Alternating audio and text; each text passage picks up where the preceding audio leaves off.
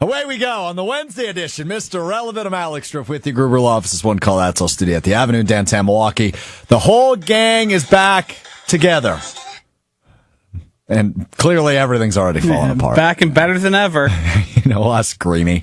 That's Josh DiMaggio. Will Sommers is here. Hunter Vaughn is back. Long-awaited return of Hunter. We missed him. Everything fell apart without him from his pre-football, pre-volleyball season vacation. Hunter, good to have you back, pal. How are you? I'm well rested. I'm ready to go. I didn't watch any of the shows while I was gone, so you're going to have to fill me in on what happened here. Because I thought I left you guys in pretty solid hands and thought things would be okay. You did. You did. Will screwed some stuff up. I screwed some stuff up. I got sick. We missed a show. It was a whole mess. Josh took a day off to watch his own dog, Jesse Nelson style. I mean, it was a whole disaster. So it's good to be back in the comfort of the normal show with all four of us here, at least for today. Josh, are you off Friday? Sure am. How many off days do you have? I have the maximum amount. You always say that, but what does that mean? I don't know exactly the number. I believe we're capped around like 22, 23 days. I think I had 21 this year, so that would make sense. Yeah. There is an amount that you cannot have over, and I found that out because I carried some over, and they said, yeah, good luck. Yeah, just take some days off then. All right, well, good to have everybody back. We have a lot to get to, including a lot on the Milwaukee Brewers, which we will do in a bit. But I would just say this. I would challenge any show in America that they do not have as good and active of a group chat as we do. The group chat of the four of us, the Mr. Relevant group chat, myself, Josh, Will, and Hunter, I would argue is probably the most active show group chat in America. Number one, because we're filled with a bunch of idiots and Josh. Number two, if anybody's pissed off, we're very good at saying it immediately. Like if I was to say something to Josh on the show that would make him angry, or to Hunter on the show that would make him angry, I'm getting a text about it, and we're going to hash through it. And I really love that about our show. Like all of us are a part of different shows on ESPN Wisconsin. I think we can all agree the most active group chat we're in is the Mr. Relevant group chat. Fair, everybody? Yeah. I think that's fair. I'm the most active one in my other show-related group chats, so I would say so, because I get more back from you guys. You get a lot back. Yes. Chewy usually voice to text me in the JJC one. Sometimes you have to read it out loud to fully understand what he's actually trying to say because the words don't match. But yeah, there's definitely more give and take in that than any other. So on Monday, I was feeling a little under the weather, and I'm sorry to all my ESPN Madison teammates. I was supposed to be out at the ESPN Madison Open on Monday, but I woke up. We were going to do Mr. Relevant live from there. I woke up. I didn't have a voice. My voice was shot. I was coughing crap up, and I just felt like garbage on Monday. And I still feel a little bit like garbage. As you can tell, my voice is definitely still not back to 100%, but like I'm doing my best. I'm doing my best to get through the week. On Monday, about this time, about 12:30 p.m., I received a text message in our group chat, and it said, "Boy, if the reports I'm hearing about our own Alex Strouf are true, ... That from Josh DiMaggio." That then set off about a 2-hour-long exchange between the four of us, to the point where I believe both Will and Hunter asked us to shut up. Yeah. Or no, I think it was just Will that asked us to shut up. I think Hunter was in on the shenanigans. One thing for future matter, you tell me to shut up, I'm going to go hard. Yeah, that's true. That's just you, man. You don't listen to authority. You never have. And I appreciate that about you. So I was out sick Monday, and I was sick. But the reports Josh heard were... So first of all, minutes before Mr. Relevant was supposed to start, I still had no idea you weren't feeling well and wouldn't be participating in the program. Hand up, that's on me. Yes, whatever. I got to leave a little bit earlier than I would have. Either way, I got some stuff done at home. So that didn't upset me, but I had multiple sources approach me to discuss first you being out and some of the extenuating circumstances that might involve you being out. when these were brought to your attention, you pushed back. You disagreed with many of them. And I tried to hammer in as somebody who has missed time due to things I've done over the weekend, that the only person to blame for you being out was yourself. And you didn't like that. So, all right, full transparency. Here's what led to me being out. The number one factor, I believe, was the wildfire smoke. The smoke overtook my lungs. Mm-hmm. I am an asthmatic. I do have asthma, and my respiratory system just couldn't fight back anymore against the wildfire smoke, where I was coughing stuff up. And I mentioned I had a really sore throat. I didn't have a voice on Monday. Now, Josh is pointing out that there may be other factors that played into this. Extenuating circumstances, which I would place much higher blame on than the wildfire. Well, let's walk through them together, shall we? Yep. I'm an open book. You know me. I like to be transparent with the MIA, the Mr. Relevant Army. Yep. I think if anything, I'm transparent and I'm open. So one of the sources I had was myself. That's fair. Because I received on Friday evening. It wasn't even night yet. It was like 8:30. That's evening. Yeah, but not night. You're right. Evening. I received text messages from both you and Will asking me to come to Nomad. Which is on Brady Street. To which I gleefully declined and said, no, thank you. You actually didn't do anything. You didn't reply to me. I said Nomad ? And Josh just replied, my bed, all one word. Me bed. Or my bed. Oh, my bed. You told me my bad. Well, Josh is known for his typos. I don't think I said that. Okay. So my bed, because I was literally in bed when I got the text message. I also texted you Nomad ? You didn't respond. So that is... Yes, I wasn't going to feed into double. So that first hold on, factor slow down. So Nomad is a bar on Brady Street. Yes. That was at 8:30. Infamously, they have a patio outdoors, very nice. I'm actually probably going to be spending some time there tonight before I head over to a concert. Outside, so you are exposing yourself probably more than you should as an asthmatic. Yep, and there is an indoor there, mind you, 2 levels. Started in the indoor. Will wanted to move to the outdoor. Yeah. So I was going to get to him because I think Will's culpable here as well. Well, there's a lot more to the story. We'll get to it. So Friday 8:30, we're at Nomad. That's Brady Street. We did not leave Brady Street until about 2 a.m. What do you typically do when you go to bars? Drink. Yeah. Yeah. So alcohol is going to be a through line here. And I can admit, did plenty of it. Yes. Went to Joe Katz for the first time. I would never judge you for that. Went to Joe Katz for the first time. I met a fan of the show, Hugo. So Hugo, appreciate your viewership and listenership. Nice talking to you at Joe Katz. And yeah, so we had a little bit of an evening. So step 1, drinking beers. This is Friday though. Yes. I didn't call it sick till Monday. Step 1, outside. Step 2, drinking beer. Step 3, up late. Okay. Saturday, wake up early. Play pickleball. Probably less sleep than you should. I probably got 6 hours, yeah. And you're overextending yourself a bit. You're overexerting. You go play pickleball. So I went and played pickleball. Yep. And sweated out a little bit. Wasn't feeling the greatest when I woke up, admittedly. The important thing here, and if you have a Whoop band or any of those, they tell you how important sleep and recovery is. So you're behind the 8 ball now. You've drank. You've dehydrated yourself, you've exposed yourself to smoke, and then you go do physical activity. Okay, and granted, I was not feeling the greatest. I did the old adage, hair of the dog. Yep. Had a few cocktails after pickleball. Yep. Went home, showered. Yep. Drank some water. Yep. Got some groceries. Mm-hmm. Invited a couple people over. Yep. Including one Will Sommers. Yep. My girlfriend was out of town. I feel like this is probably an important part of the story. It's a through also. line, and it'll become even more important later. So I had them over, made some burgers, made some brats, had some beers. And that happened on a grill, that food.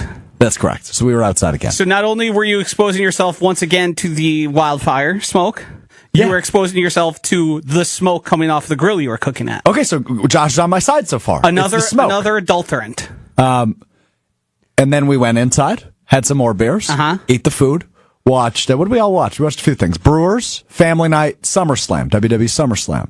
And at the end of SummerSlam, Will and Pratik, who was also there, who we've referenced on the show before, we're both like, all right, we're leaving. Yep. I said, okay, great. At what time? You want to pinpoint that? It was about 9 p.m.? 9 o'clock, 9:30 maybe? Yeah. 9:30, 9 o'clock. So then I'm sitting on the couch, and I say, you know what I'm going to do? I'm going to take a cat nap. and then I'm going to get up. I'm going to go to Potawatomi Casino By yourself? by myself. Normal So I people took a would cat say nap. that's a good bedtime. Yep. That's true. I am not normal people. Especially factoring in what we did the night previous. Correct. I woke up at 11 o'clock. Yep. I said, all right, it's go time. Did you have yourself a brewski on the way out the door? How did you know that? Because I've been you. Which is the main through line I've been trying to get here before. You are me just 10 years ago. So I chugged a beer, got in my Uber, went to Potawatomi. Yep. Arrived at Potawatomi at 11:30 p.m. Yep. I only had 2 drinks at Potawatomi because obviously I was there late. They shut the bar down at 2 o'clock. Let me just put it this way. Had a really good night gambling. Yep. Made some pretty solid money. Mm-hmm. Got in my Uber home when it was light outside. Yep. Also, been there, done that. Yeah, it was a little after. More times than I'm proud to admit, frankly. It was a little after 6 a.m. Yes. I went home. Yep. Got 2 hours of sleep. Yep. Came right back here to this chair. Did Sunday Karma. Yep. And felt great. Yeah. Well, Great. Well, I've great seen might be the an video. overstatement. You didn't look great. you did. You were visibly. I almost always exclusively wear a hat and glasses on Sunday mornings. Yeah. That's a normal understandable. Sunday outfit. Lounge for me. day. So I did the show, did some work here, got home about 1:30. Went to bed. Yep. Woke up at 6. Ordered some dinner. Yep. Went back to bed. Yep. Woke up around 8. Watched some baseball. Mm-hmm. Went to bed at 11 o'clock. Yep. Woke up at about 6 a.m. the next day. This is Monday now. Voice is gone. Yep. Coughing crap Yep. up. Feel awful. Yes. So I think I just got sick. The number one factor here, and the number one person to blame and think to blame is you. And it's to the tune of about 75%. I don't know if that's true. You had a free weekend. No boss in town. No one watching over saying maybe helping you make decisions. You overexerted yourself. You deprived yourself of sleep. You added in the factor of drinking throughout. Yeah. And then you got yourself sick. The smoke is but a small factor here. See, I disagree with that. Smoke is less than your lack of sleep. No. 100%. But Hey, I did. Hunter, what is the most important part to fighting off infection? Sleep and rest. Oh! Well, hold on a minute. Well, Just no. because I didn't sleep very much. Hold on. Just because I didn't sleep very much Saturday night doesn't mean I didn't sleep much Sunday. I slept all day on Sunday. Another interesting fact for you. There's no such thing as catching up on sleep. Once you lose the sleep, it's gone forever. Really? Yes. So sleeping more after will make you sometimes feel better, but what the damage you had done to your body by then is already in effect. I'll just say this and then I'll let Also- Hunter go. Time is a fascinating concept. Hunter, go ahead. Also, on top of what Josh just said, when you sleep when the sun is out, your body naturally does not get as good of sleep. You're supposed to be Circadian sleeping. rhythms. Yes. So you're already like doing a bunch of harm. And then because you're not sleeping well, trying to then sleep at night, you also don't get as quality of nighttime sleep. So like you're You know just doing what more and more also- harm. Also, really affects your sleep? Alcohol. Yep. You sleep worse if you've consumed alcohol.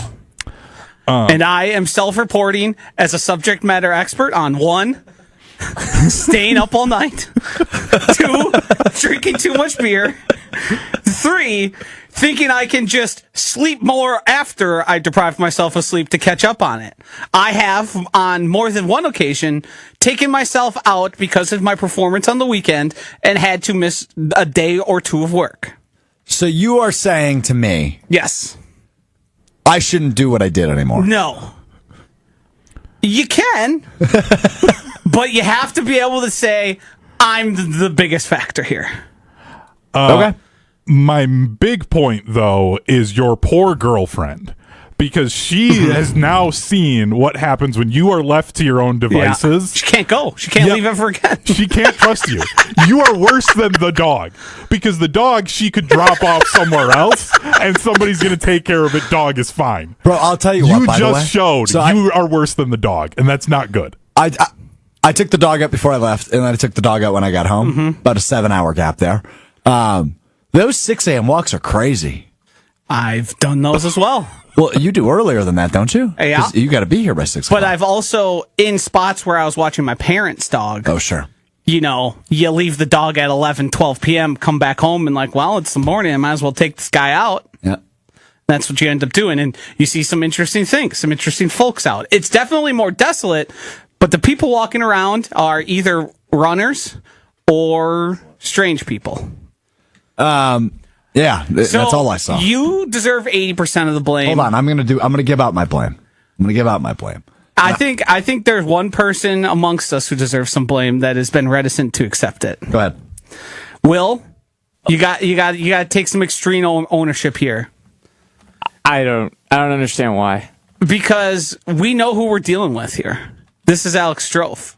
You get him too gassed up, he's going to do anything. Mm-hmm. You are a contributing factor. You didn't force him to extend his night, but you got him riled up on both Friday and Saturday. That led to Potawatomi at 6 a.m. I didn't go with him. Will, I feel like if I went with him, take I would have been 1% at least. A bad behavior. Take 1%. I'll take 1% for being in the same zip code as him. Nah, jeez. It makes me think I should up the percentage he deserves to be blamed. I've got my. We used to do this.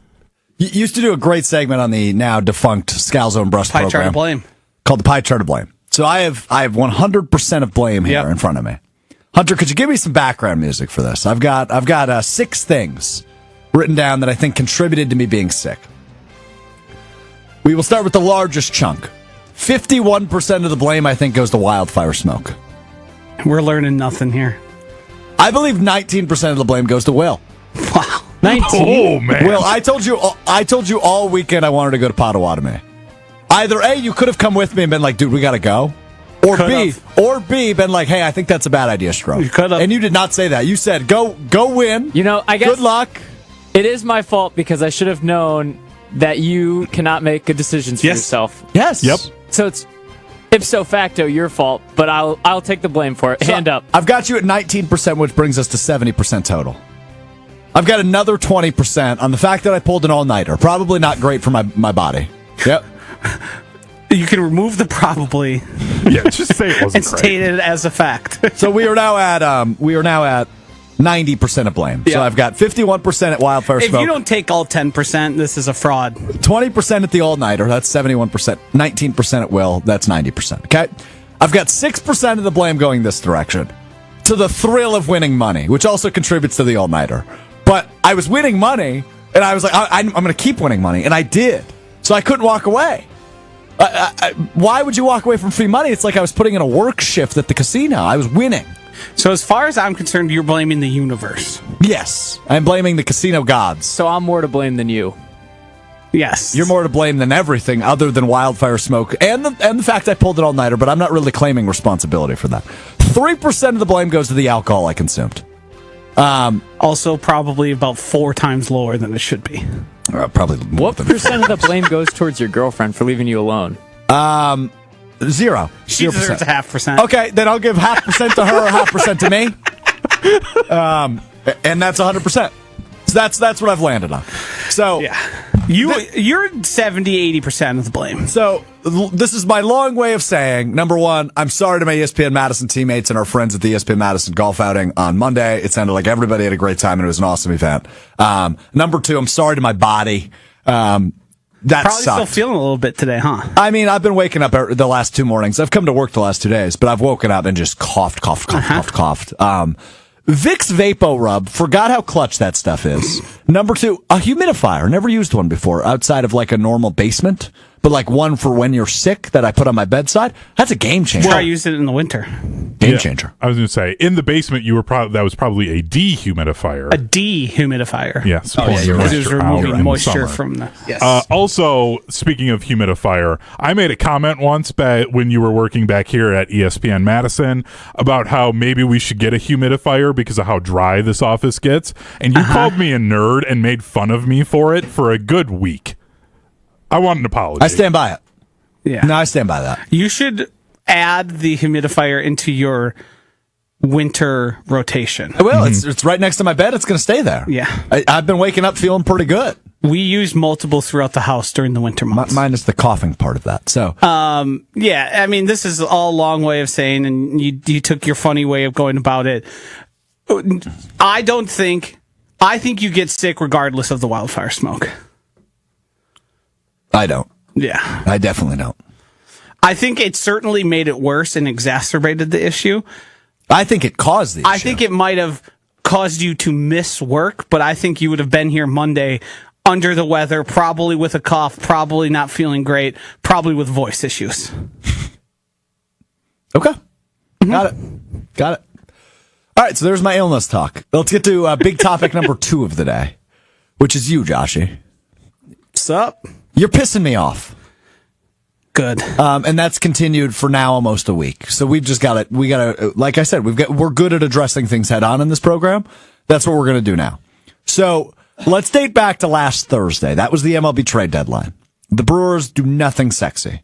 They don't add a starting bat. They don't add a starting pitcher, which they don't need, but they don't add anybody of like super great value. They add a couple of hurt pitchers. Shelby Miller might contribute come the playoffs. But all in all, Brandon Lockridge ain't moving the needle a whole lot for a team that had the best record in baseball at the trade deadline. Friday morning and Friday afternoon on both Jen, Gabe, and Chewy and Mr. Irrelevant, it was the three of us. Hunter was still on his vacation. It was myself, it was Josh, and it was Will. And Poo-Poo Pants Joshy spent the entirety of Friday talking about how, well, the Brewers, they're showing us they don't want to win a World Series and that they're due for a backslide and that they're going to have to regress at some point because nobody's ever been this good before. And it was annoying then. The Brewers have done nothing but win since then. The Brewers have not lost a game since the MLB Trade Deadline, including another big win last night over the Atlanta Braves. They will go for the big win. They won by a lot, is what I'm implying. Gotcha. A margin of victory. Correct. Yes, that's what I meant by big win. Not like they should beat the Braves. Yes. I agree with you there. They're sub 500, right?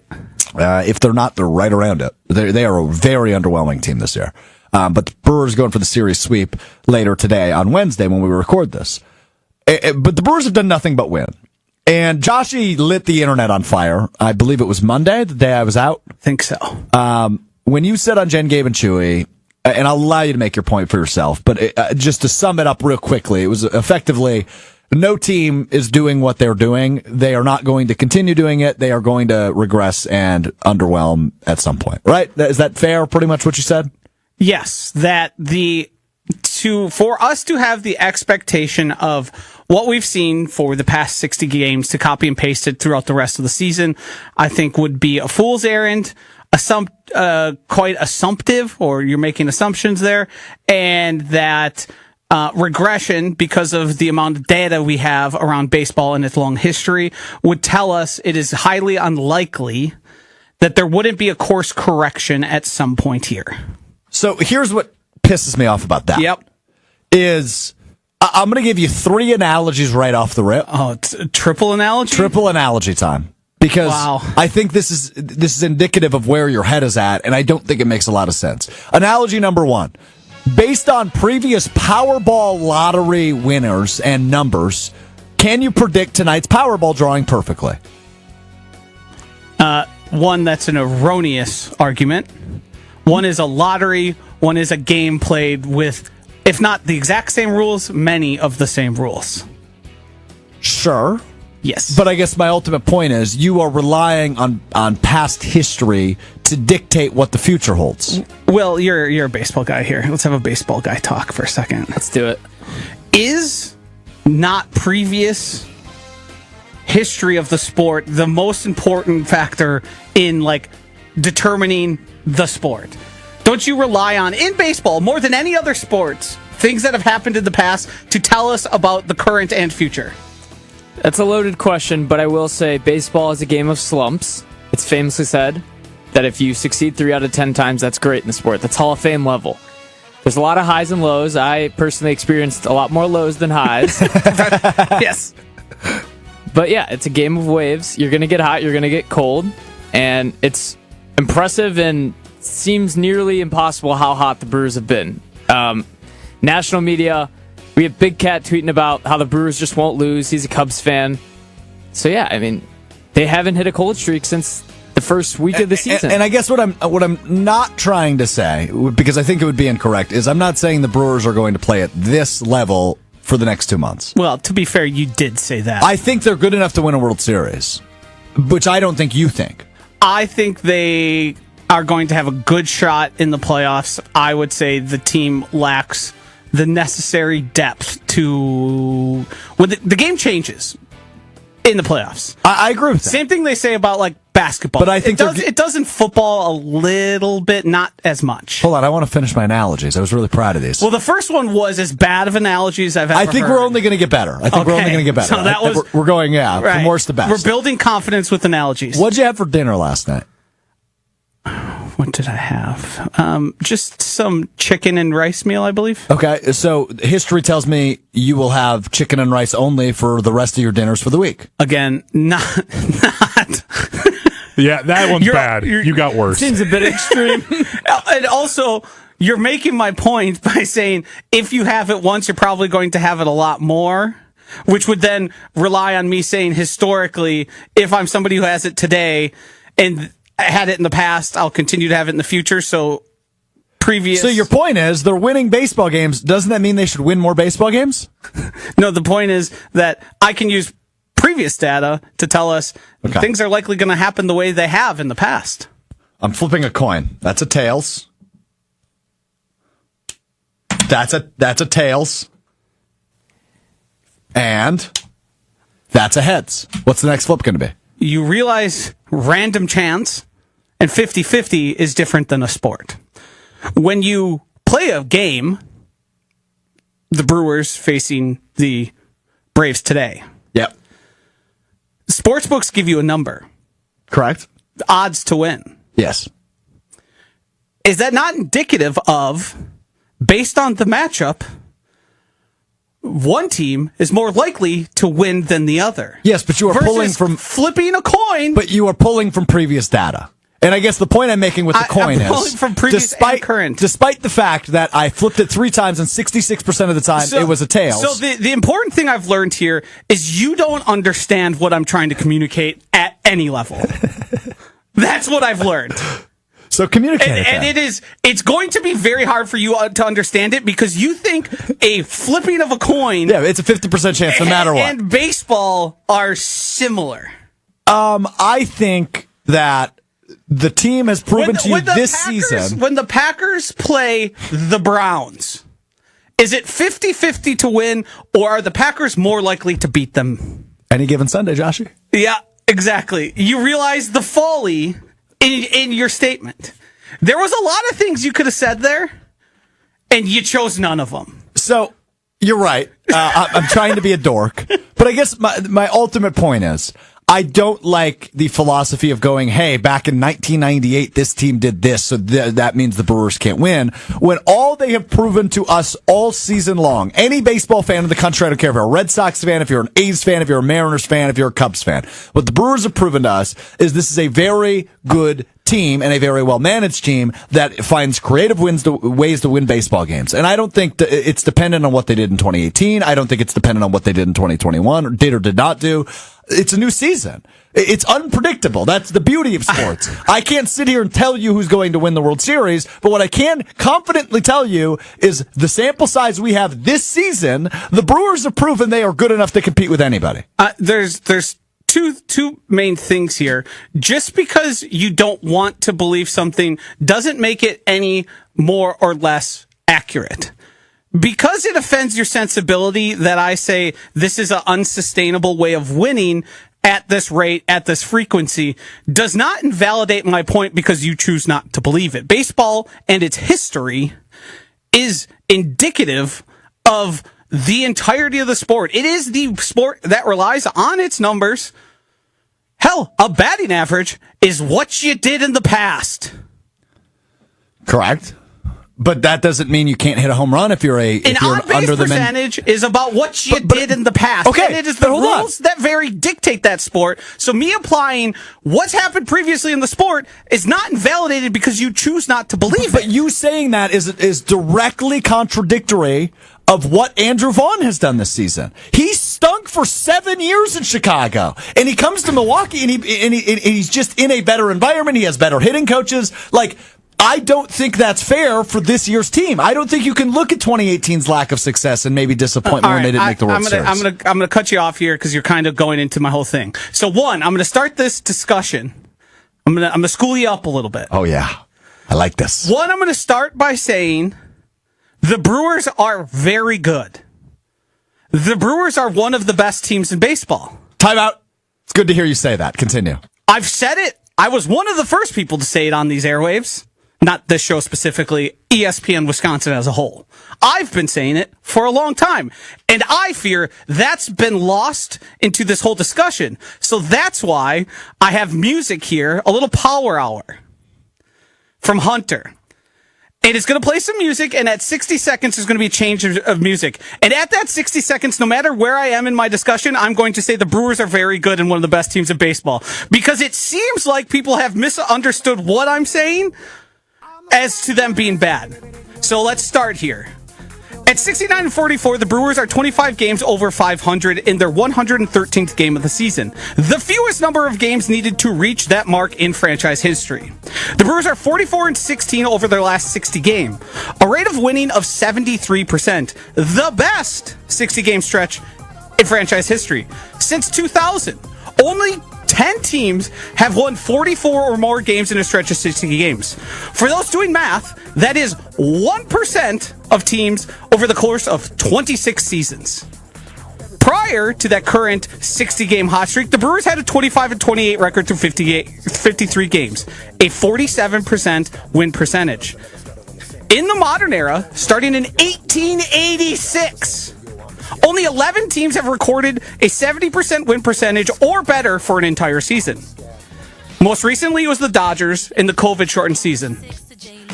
The Brewers are very good and one of the best teams in baseball. That team went 43-17. The next most recent is 2001. The Mariners having a 71.6 win percentage. In 1998, the Yankees had a 70.4 win percentage. Those numbers are interesting because if you reference back to over the past 60 games, the Brewers have won 73%. Higher marks than all those. The next most recent piece of that data was the Cleveland Indians, who won 72% of games back in 1954. 4 total times since the sport was integrated that has happened. A team winning at 70 or higher percentage. They're just that good? Since 1886, only 2 teams have won at or above 73%. 1906, the Cubs won 76% of the games. And 1902, the Pirates won 74.1. With those numbers, we have to believe the Brewers are very good and one of the best teams in baseball. With those numbers, you are led to believe that only this is an all-time good baseball team in the history of the sport since Jackie Robinson integrated it, or there might be and likely will be a backslide back to more regular levels of baseball. I'm glad you mentioned Andrew Vaughn. Andrew Vaughn has recorded a hit in his past 11 games. He has recorded hits in 18 of 21 games since joining the Brewers. Vaughn also has had at least 1 RBI in 12 of those games. In 12 of those 21 games, and multiple RBIs in 6. Since joining the Brewers, Vaughn is hitting .370. Mm-hmm. Since 1990, 7 players have had an average over .370. These names include, some of them you're going to be familiar with.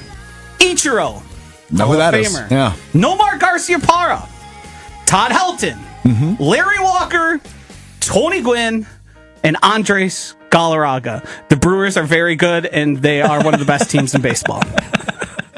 The entire point I've been making here is the Brewers are good. But everyone believes they're going to keep winning at a 70 to 73% rate, which I think is highly unlikely. And I can determine that because of, I don't know, over 140 years of the sport. Okay, are you done? Yep. First off, well done by you. Thank you. That was a fun way to do it. Can you say it one more time? The Brewers are very good and one of the best teams in baseball. So that was a fun way to break down why you have the opinion you have. But I guess the question I have based on all of that is, why is that the opinion you have? Because I have somebody who's always, before I loved football, I loved baseball. I love baseball numbers. I spend time daily on Baseball Reference. I also read about old teams, old players, certain particularly incredible seasons from those players. I think in baseball, the history of the sport is the most important history in all of sports, and I think I'm not alone in that. I think that is one thing, because when you look at numbers at the end of the series and you compare them season by season, when somebody sets the home run record, that's a really big deal. And why is it a big deal? Because the previous years of the sport have told us it's very unlikely and very rare for people to do this. Mm-hmm. So when a team's doing it, or a player like Andrew Vaughn are doing it, it's great. I enjoy it. I love it. But I also want to be realistic. And this all ties back into my unhappiness with the inactivity at the trade deadline. Because when you have a team showing numbers like this, what you should be doing is, how do we keep doing it? How do we cement it? How do we protect ourselves and guarantee when push comes to shove, we're going to be relying on somebody better than Anthony Siegler, Andrew Monasterio, or Brandon Lockridge? Okay, so I agree with you on that point, right? Like, obviously, the depth is certainly a concern from a position player standpoint. But I guess the difference between me and you, I am an eternal optimist. Yes. There is no doubt about that. It's just the way I'm wired. I don't think you're a negative guy by nature. Okay? I will go ahead and take it then. You're kind of a negative guy. Yes. When I hear all those numbers, Joshy, that you just laid out, and every minute you said, the Brewers are very good and one of the best teams in baseball. All I heard was, they're that good. Like, they are what they are doing is history making. Right, and that's why I think everybody around us and Brewers fans have come out in droves the last month and a half, 2 months, because they are witnessing a record-breaking, unbelievable baseball team that does not belong where they are, right? I think we can all agree on that. Given the roster they have, they should not be playing this well. Yeah, I do think there is, we talked a little bit about it on Jen Gabetui this morning. The Brewers, since the rule change, have it's not Moneyball, but Moneyball is the comparison I'm using. Is they are using the rule changes and the style of the sport to sort of manipulate what we traditionally think of as a good team, and that's what good front offices tend to do. Is while everyone else is zigging, you're going to zag. The Brewers' understanding of their lack of willingness to spend money, realize if we invest in athletes, focus on defense and base running, we can probably get a foot ahead. I mean, hell, watch a single Yankees game. Look at how bad they are on defense and how bad they are on the bases. That is costing them games. And the Brewers realize, with Pat Murphy, if we focus on these things, we can have an advantage over much of the league. Now, do they have an advantage over a fully healthy Dodgers team? On a game-to-game basis, sure. Over a long stretch or, a series, maybe not. But it's their way of having an advantage that they are kept out of or keep themselves out of due to lack of willingness to spend money. Yeah, and I think that's problematic. I agree with you. Hunter, go ahead. I want to get you in on this. Well, my whole mindset has been, once I realized they weren't going to really make a move at the deadline, like, I'm annoyed about it. It would have been great if they could have done it.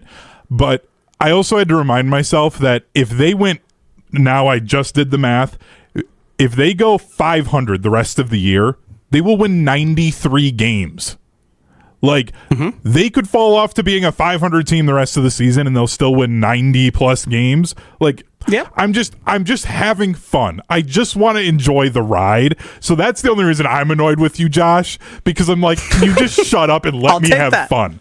Like, that's all I care about. that. I don't care about the numbers. I don't care about the stats. I want to have fun and watch the balding Andrew Vaughn just crush the ball again like everyone thought he would, and I'm just going to enjoy it. And I'm just here for the vibes and the pocket pancakes, and I just want to have fun. And I'm so tired of this guarding our heart, and we have to they're going to regress. They're going to go down. See all these numbers. They're not the same as this team. I'm mad at the front office. I just want to have fun, man. It's a really good point by you, Hunter, because this is the same guy that lectured us 2 weeks ago about how we shouldn't protect our heart, but it seems like you are the one protecting your heart. You could call it that. I'm not. I'm still watching all the games and rooting for the Brewers. Yes, I agree. I think, and I know you are. The Brewers as an organization let the fan base and their team down. And that's where it separates. But I don't know that that's the truth. I would love for them to win in spite of the actions of the front office. Yeah. Which is what they're doing. Right.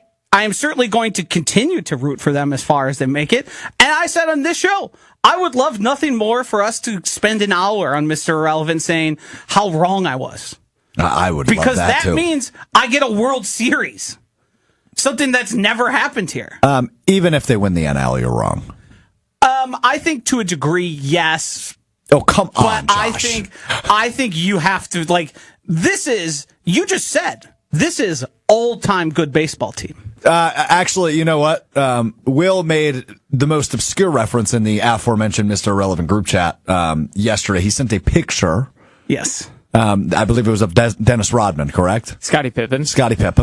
I'm not looking at it. I knew it was a bull. I don't remember who it was. Could have been Jordan. I don't know. And they were wearing a shirt that said, what was it? 72 and 10? 73 and 10 don't mean a thing without the ring.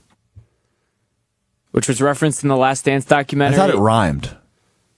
Don't mean a thing without the ring. That rhymes that's pretty well in my rhyme. book, Yep. I'm pretty sure. I think your delivery was just poor then. That must have been what happened. Maybe it's your brain. Who knows? That's certainly possible. Both contributing factors. That picture came to light when the Warriors had their historic season a couple years ago and failed to win the NBA championship.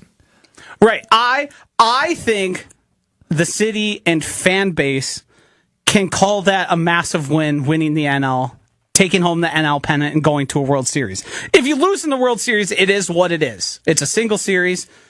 But I do think we can still, at that point, look back, analyze what happens throughout the series, because who knows what would be, in that instance, the reason they end up losing. Are they short a bullpen arm? Are they short a hitter, somebody who could get a big hit in a big time, somebody who lacks power? We can analyze that and still say, yeah, I think, given the opportunity, the team would have been let down by the front office. So to pull a Joshy here. Yeah. I'm gonna rely on the past. I'm gonna use some stats here. It's not really stats. I'm just being a douche. In 2001, the Seattle Mariners, it's the best record in a 162 game season, 116 and 46. Yeah. They lost in the ALCS. Yes. They are considered that's a failure. That team is considered and franchise-wise, it seems like that season and what happened after has done one of those curses that we sort of don't talk about because they're the Seattle Mariners, but it has seemed to affect them for the long haul. And I mean, here we are 24 years later, and they're gearing up hopefully for a playoff run. They've got some ground to make up in the AL, but I mean, they make a trade for Gino Suarez to bring him back, who obviously we wanted on the Brewers. So they're certainly trying to go all in and make big moves at the deadline, unlike the Brewers. Regardless, okay, so I think at the root of this, we're all on the same page. We are witnessing... No, hold on. Let me say it. The Brewers are good and one of the best teams in baseball. Somebody clip that and put it on Twitter. For God's sake. This man's mentions are a disaster. Every single time you said it, just make a compilation of That's that. actually a very good idea. We should do that. You should just tweet it without a caption. Jesus, get off my back. You are being awfully negative, though, and I don't really get it. I don't view it as negative. I view it as realistic. Okay, sure. I'll even give you that. But who the hell wants to be realistic right now? That's fine. But who wants to be? See, Josh, ride the wave, man. I've made my life, and some may call this an error, of having to speak to you 3 times a week. Mm-hmm. I wouldn't call that an error. You might not. Some others would. I'm not saying I would. Okay, good. People are just saying. saying Yeah. He got so happy when you said that. Well, I totally. You were quite pleased. I totally thought you were saying No. It was to make the larger point of when I'm having a conversation with you, who last week I believe said they are good and going to continue to be this good and win this way. But here's the thing. I would not be surprised. I would. Okay, let me rephrase. Let me rephrase. I would be pleasantly surprised given preseason expectations. But now, witnessing what we've witnessed up to August 6th, they are a fun baseball team. Boy, are they fun to watch. Everybody would agree with that. They are really good. They have some of the best pitching, if not the best pitching in the major leagues. Like, they have so many things working for them. So no, if they go on to finish the regular season as the 1 seed in the NL, win the NL Central, obviously that's implied, and have the best record in baseball, I don't know that I would be surprised, because that's what I've been given up to this point. So, I think football is always easy to relate it back to. So if the Packers started the season 8-2 this year, let's say, right, through 10 games, they're 8-2. I think I'd go, holy crap, they're good. But now the goal is no longer winning the NFC North. The goal is to be the number 1 seed in the NFC and go to a Super Bowl if you're 8-2 through 10 games, right? So, and that's kind of where my head is at here. And I know we do baseball math on Kyle Brust Nortman, where they do relate it to an NFL season. That's not what I'm doing, but that's where my head is at, right? The Brewers are 8-2 through 10 games, or 9-2 through 10 games. My expectation is now they should be competing with everybody in baseball. They should be competing for a World Series, because that's what they've shown us this season. They can compete with anybody. They've swept the Dodgers. They're beating the Cubs, and obviously have another great opportunity to do that in a week and a half. What they have shown us, the evidence I have from this season, is that they are the best team in baseball. So now my expectation is go continue to prove you are the best team in baseball. And you threw a bunch of great stats at me of, they are playing at a clip that is unheard of in the entirety of America's pastime. That's pretty absurd. So I understand when you say, hey, yeah, they might regress at some point. But my fan brain and my general optimistic nature just says, why do they have to slow down? Why do they have to stop? Because they are proving to us they don't need to. I think that's fair. My whole point has been, when you have a team like this, you should try and make it even stronger. When Shohei Ohtani became available to the Los Angeles Dodgers, they didn't look and say, well, we got Mookie Betts, Freddie Freeman, and fill in the blank. We're good enough. They said, you know what would make winning more World Series easier? The best damn player in baseball. That's true. See, again, do I agree with the philosophy at the deadline? No. Correct. But do I still feel very, very, very good about their chances? And I think you have every right to feel as good. I've enjoyed this. I think there is going to come a point in the postseason, and Gabe's brought attention to this, and I think we should as well. The Brewers have to win the division. Oh, they have to. Have to. Have to. Can't get in a 3-game, never know what's going to happen. Baseball's weird things happen. You get one bad game from Freddie, and then it's on Miz and Woodruff to have a perfect game and your offense to click in the way it has. Like, you gotta get to the DS. You gotta get that bye. Yeah. And there's a potential the Brewers will be the second best team in the NL, or the Cubs, and they'll be hosting a wild card. 3 games and you're done. And we've seen, was it last season? The Brewers got swept by the Oakland Athletics, and Jesse Nelson and Mark Tauscher wrote them off. They ended up winning they ended up making the playoffs that season, but weird things can happen in 3-game stretches. And my point is, the Brewers have given us every reason to believe in them. They are very good. They are one of the best teams in baseball. But when it comes to the playoffs, things change. And I think that's been shown to us here since, 2018, that when they get into the playoffs, the team that we watch during the regular season doesn't always translate. Because the difference in the game, the heightened level of stress and the heightened level of performance that you need from your best players, or somebody like Andrew Vaughn, who has an incredible 3 games and lifts the team above that. Those are the things required. And I think giving you more chances to, you want to rely on Jackson, you want to rely on Contreras, you want to rely on Yelich, why not rely on Suarez as well? Or fill in the blank of another guy, instead of oh, we're going to need a big hit here from Jansen. And again, does that give you the utmost confidence? Of course not, but we'll cross that bridge when we get there. At least so far, Jansen's been fine. Did he play his first game yesterday? No, I think there was a second game. Gotcha. He played his first game on Friday, I believe he caught. All right, so that was a ton. There was a bunch there. I really enjoyed that conversation, so thank you for bringing that. Everybody feel good? Round of applause for Joshy. Came prepared, little power hour. Brought me back to the dorm rooms in Stevens Point, man. Last time I played one of those power hours. Quickly before we move on, we barely got any time left here. But when you did power hours, because I did them too as a young whippersnapper, did you guys just take sips of your beer or did you use shot glasses? We did not use shot glasses. We use shot glasses, and it's a whole different experience than the sip. It sounds strange to me. Well, that's like the origin of it. Why? Because I know you're supposed to take a shot. You're supposed to take a shot, but you're not taking 60 shots, right? But I mean, we did. We'd probably crush. Well, of beer, not of alcohol. Right, you die. Yes, of course. But we would probably drink, 4 beers or 5 beers an hour. We would pregame the bars or parties, however old I was. You finish the power hour, you wrap up, call the Uber, let's go party. Yep, or you just put on your shoes and walk down the street. Hunter's got questions. I had no idea power hours were a thing. I was a commuter student, and my drinking when I was at River Falls before I got kicked out of there was just going straight to a house party because I was a freshman. I didn't know. Yeah. So this was a whole new experience. I had to text my wife, and she actually knew what it was. This is the first time in my life something that involves being a degenerate. My wife knew about it, and I didn't. It was a wild experience. I don't think this is that degenerate. I've done this before too. It is binge drinking. Yeah. Hold on, time out. Did you like the little Will pipe in? I know what this is too. We went to college.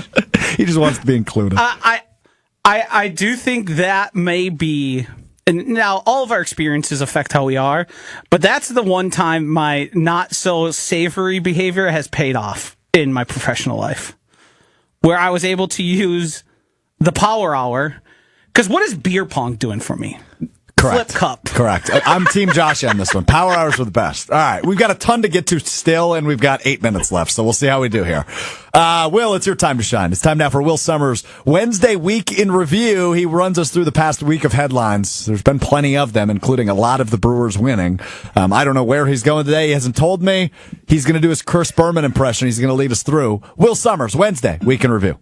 Yeah, you probably won't like this one too much. Okay. The Brewers. That could mean anything. The Brewers hit the road to our nation's capital to take on the Nationals. The Nationals, formerly known as the Montreal Expos, used to reside in Canada for a 3-game series in Washington, D.C. over the weekend. The Brewers' offense almost caused Brewers radio broadcasters to lose their voice from all the action on Friday as they had 25 hits and scored 16 runs in their 16-9 routing of the Nationals.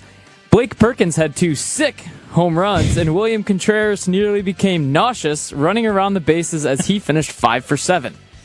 On Saturday, Big Woo Brandon Woodruff took the air out of the Nationals lineup, going 6 innings, allowing just 1 hit, which was a home run hit high in the air by Robert Hassel, and 2 runs with 8 strikeouts that allowed Brewers infielders to feel a nice breeze from all the whiffs.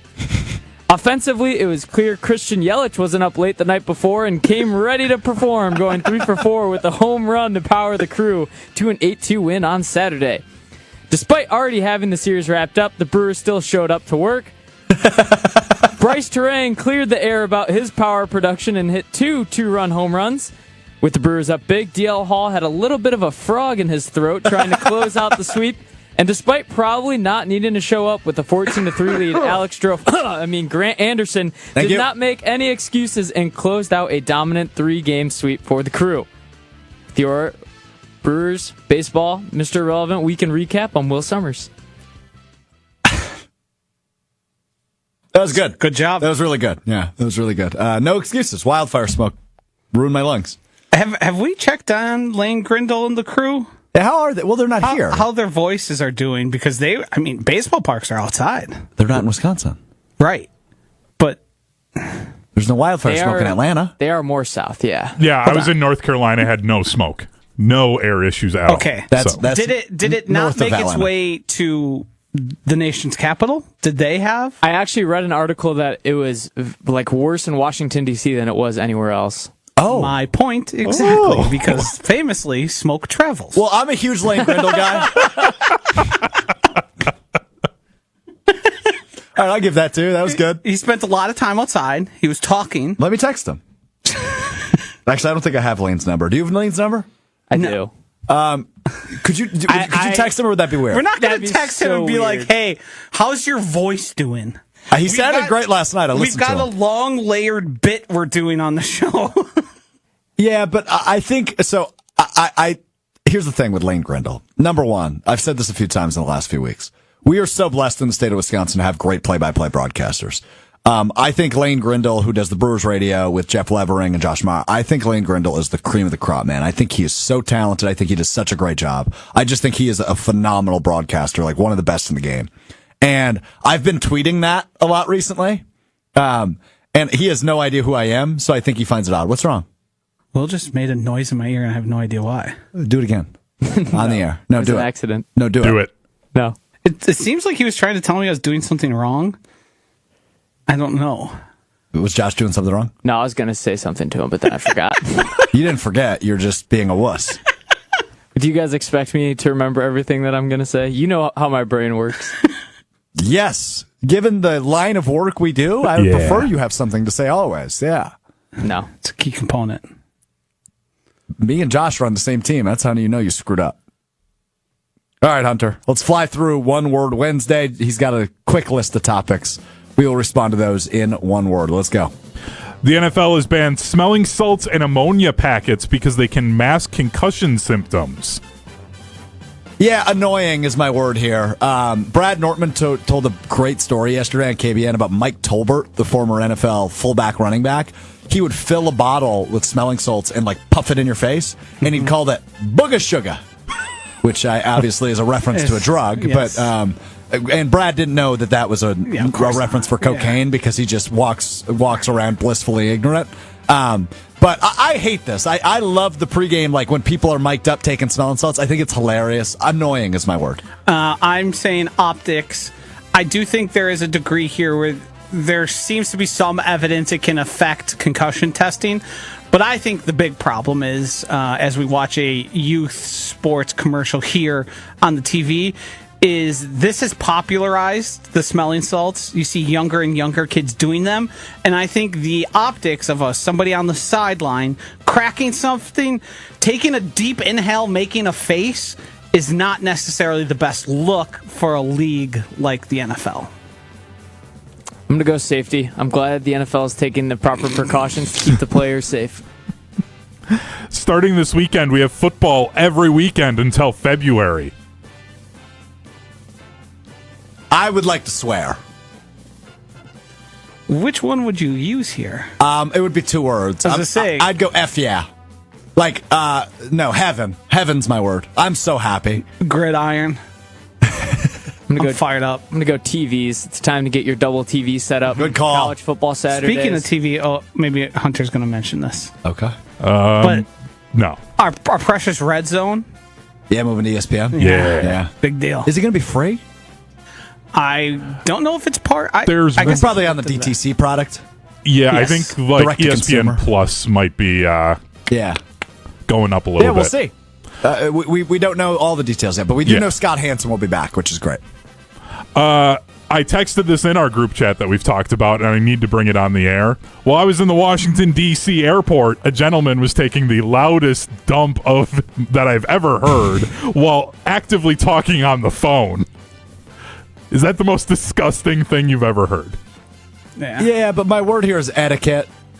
Know your role, bro. Yeah. I'm going to say phones. Your phone shouldn't be out in the bathroom. Well, you can use it. Just don't be on the phone. I think you can use it in your own. I think in public that gets a little weird. If you're in a stall? Yeah, you can't scroll Twitter? Famously, all the stalls don't necessarily reach the ground.